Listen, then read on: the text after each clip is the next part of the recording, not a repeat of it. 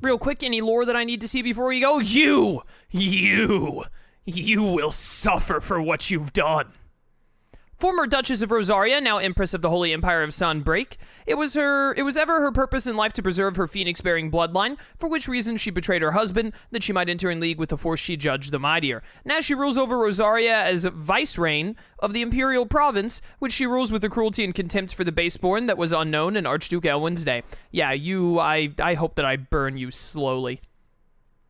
Ducal loyalists, those who maintain allegiance to the late Archduke Elwin and work for the revival of the fallen Duchy of Rosaria. After Rosaria was incorporated into the empire, most swore loyalty to their new vicereign, the Empress Annabella, even more converting after they saw how those who refused to change their allegiances were persecuted. This persecution was to only grow, culminating in the burning of Eastpool by imperial troops on the pretext that their reluctance to surrender Rosalith's bearers to the constabulary proved their disloyalty to the Holy Throne. The term had a different meaning in the time before imperial occupation. Rosaria was founded by the union of several small independent nations, which led by its own noble house. Noble house words I can read. These houses remained powerful even after unification, sometimes leading to friction between the loyalists who argued for the Archduke's ultimate authority and the separatists who pushed for a return to autonomy. Oh, poor Hannah. Wife of Rodney Murdoch, Lord Commander of the Rosarian Army, since her marriage, she resided in Murdoch Manor in Eastpool, remaining there even after her husband's death at Phoenix Gate. Alas, her time was also to be cut short at the hands of villainous servants of Empress Annabella. And then Gav, Sid's faithful scout, the ever-agreeable fellow volunteered to follow after the dominant that Clive had long been hunting, only to find himself being hunted in turn by the Imperials. As luck would have it, Clive arrived in the nick of time to save his life, forging an unbreakable bond between them. What a bunch of bros.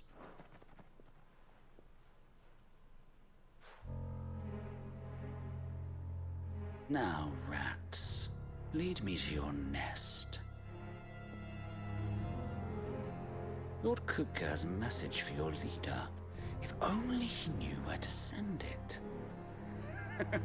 Alright, that scumbag works for Titan.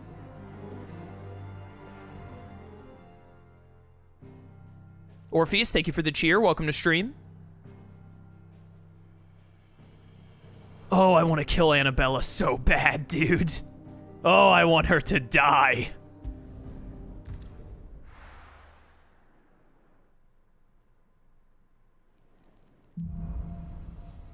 Righting wrongs. To Sid Solar, then. We have a lot to discuss. Sup, I'm back. Man, I don't know what to do.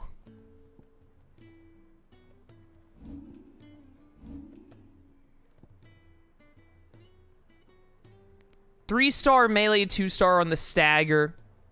This is 3 and 3, but it takes a long time. But we haven't even upgraded this yet.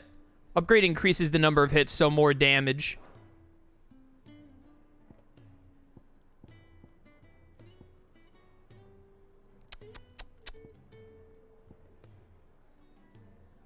Aerial Blast. I could also master Heat Wave to assign it to this icon over here, and then I keep Flames of Rebirth and put Ignition on. I would just give up Tornado, which I don't even have yet, but I was considering, because it looks really cool. I'm definitely not getting rid of Gouge. That's not happening. I'm getting rid of Wicked Wheel. Did I miss the Garuda fight? That was last stream, brother. That was a while ago. We did the Ifrit Shadow fight today.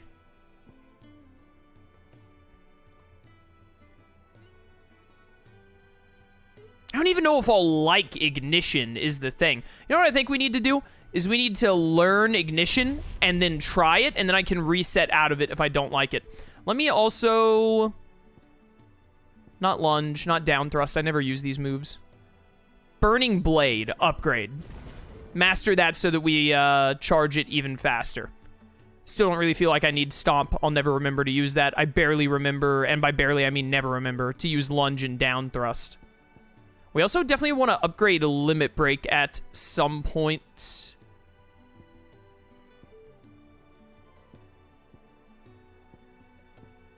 Yeah. Yeah.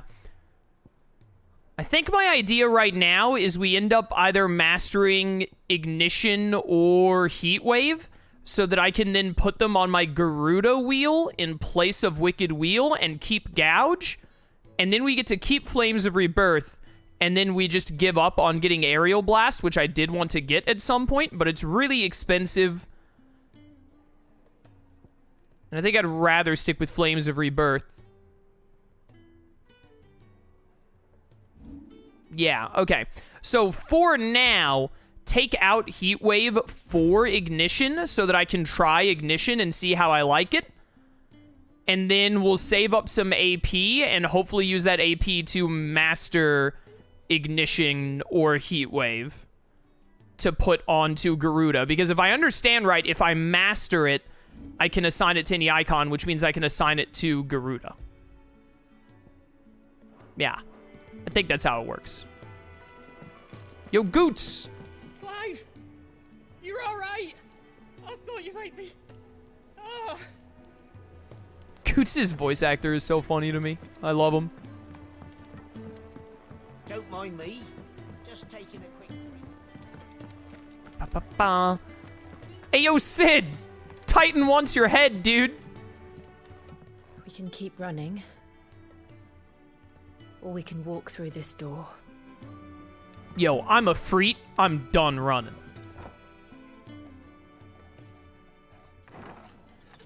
This place is getting more crowded by the day. I tell myself the bustle's a blessing. There'll be time enough for quiet contemplation when I'm dead.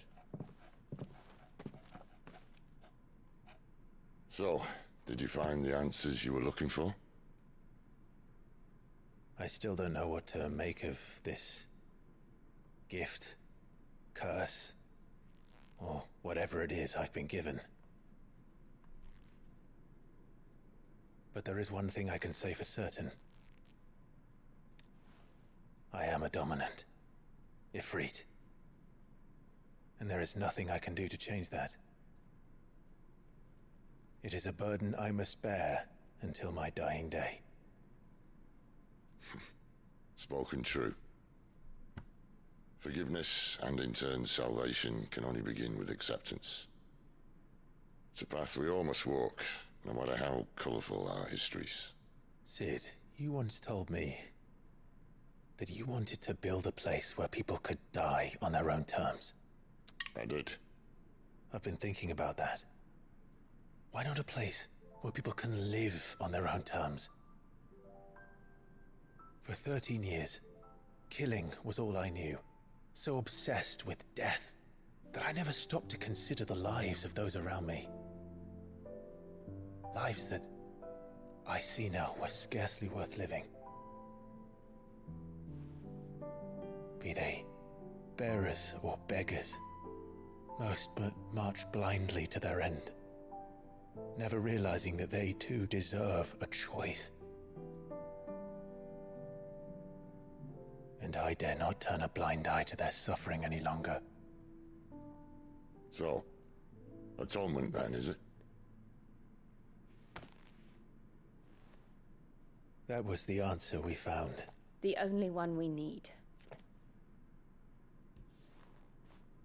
I'll be expecting you both to pull your weight. And we will. Well then, with a sprinkle of fire and ice, this plan of mine might just work.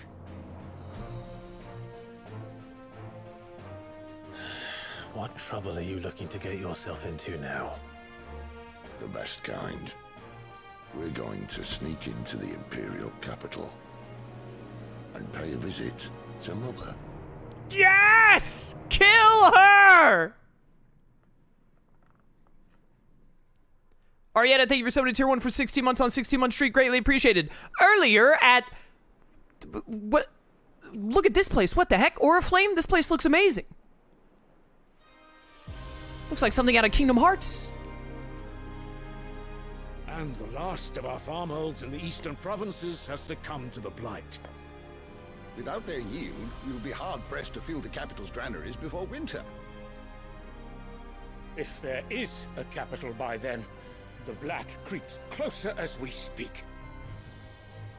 and yet you do naught but bawl and bluster.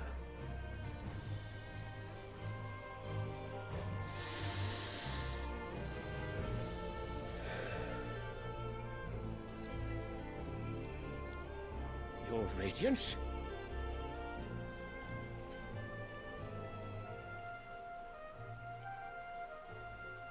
If it is fertile land the Empire requires, we need but look south. If you mean the crystalline Dominion's holdings, we are bound by mutual accord. Theirs is a neutral state whose borders we are sworn to respect. Gentlemen, did we swear to see our people starve?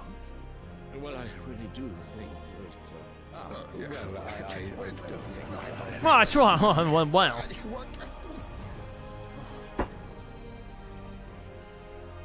The gates of Oriflamme buckle at the flood of those come seeking refuge from the Blight. If there is not grain enough to feed those within our walls, how, pray tell, will we feed those without? But instead of setting your minds to riddles such as these, you lock horns with an enemy from across the sea, sending our soldiers to the slaughter in their thousands. The Empire bleeds, and you sit here prattling like crones in a tea house. And you fancy yourselves leaders of men. Ah, sure. That's all. Well, so you know what? That's all. Sanbreque is naught without her citizens.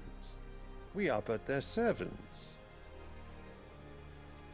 If their land is being wrested away, it is our duty to claim new lands for them. Your Radiance! You cannot mean a war of conquest. That is exactly what I mean. It is time we expanded our dominion. This is the will of great Grieger. Ah, sure. So, that's all well. There will be uproar. Then we must find a way to distract the citizenry. But how much will that cost? And what of our legions? Shall we raise the furs? Well, someone will have to contend with the Dalmex. I will not keep you. You all have much to do.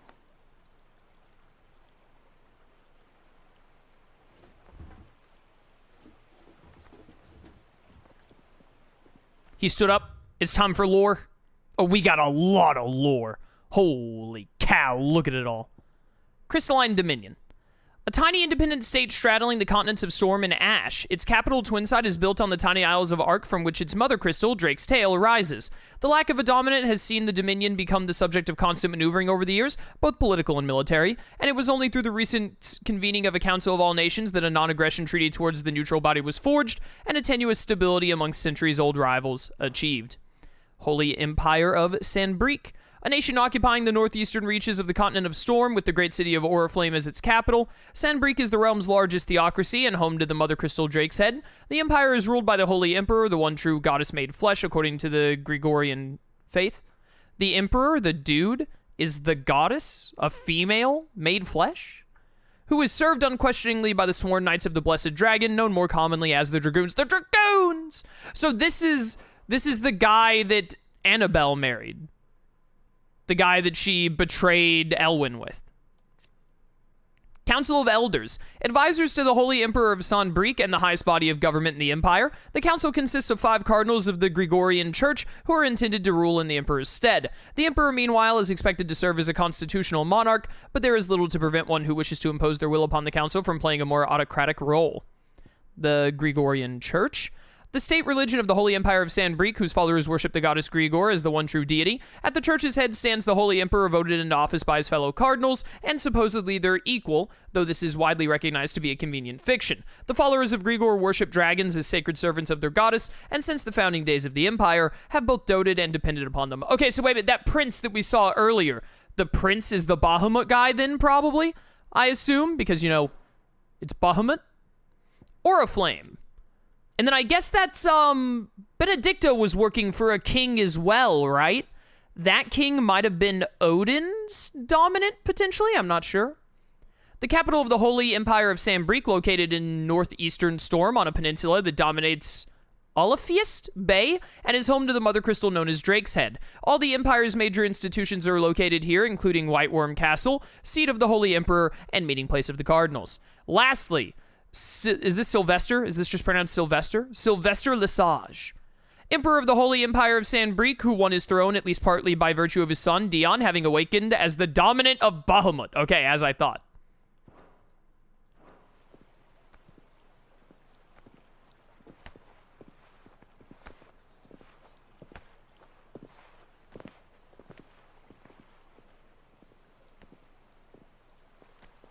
Where is my son? The Lord Prince is currently garrisoned at the Strait of Orther. If it please you, I can send word requesting his immediate return to the Holy Capital. That won't be necessary. Tell him instead to see to his wounds. Bahamut's strength will be needed again soon. As you command.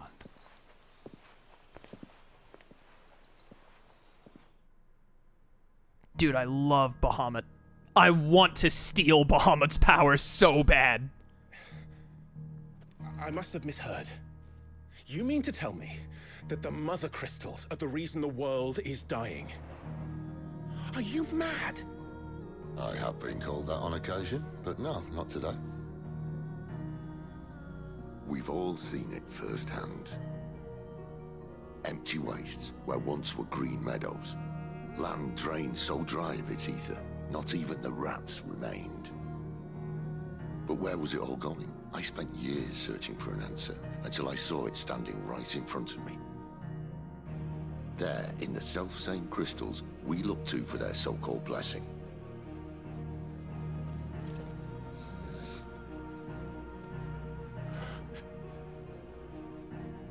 All right, listen. Take this crystal. How does it allow us to conjure magics? Answer, by drawing ambient ether from the air. And where do these crystals come from? That's easy. They're mined from the mother crystals. They're one and the same. Although admittedly this here fits more easily in the pocket. But the mother crystals are massive. Some as large as mountains. So you see the problem. Imagine just how much ether can be drawn by something that size. As to where it's all going, mind, well, I can't know everything, can I? We are taught that the mother crystals are divine. Their ether a gift from the heavens. For centuries, nations have fought and fallen for want of that gift. If what you say is true, how did no one else see it? Who says they didn't? Maybe the truth was inconvenient. Inconvenient to whom, exactly?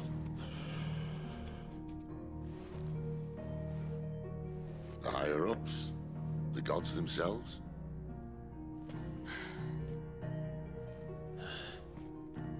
So now you want to do something about the crystals? And what? We're not helping bearers and dominants anymore. I didn't say that. I made a promise and I intend to keep it. But if we continue down this path, there's only one fate that awaits the realm. And we can't very well set our people free if they're all lying dead in a blighted ditch. Not if we want to create a place where they can live on their own terms anyway. Sort of defeats the purpose. So, if we have to bring the old world crashing down in order to build us a new one,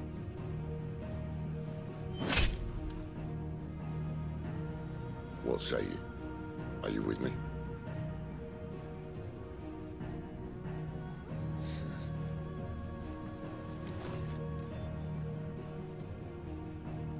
I suppose it's about time I repaid your faith. Yo, I love that imagery. You could have just said aye. But it's nice to have you aboard all the same. I love that imagery of stabbing the crystal.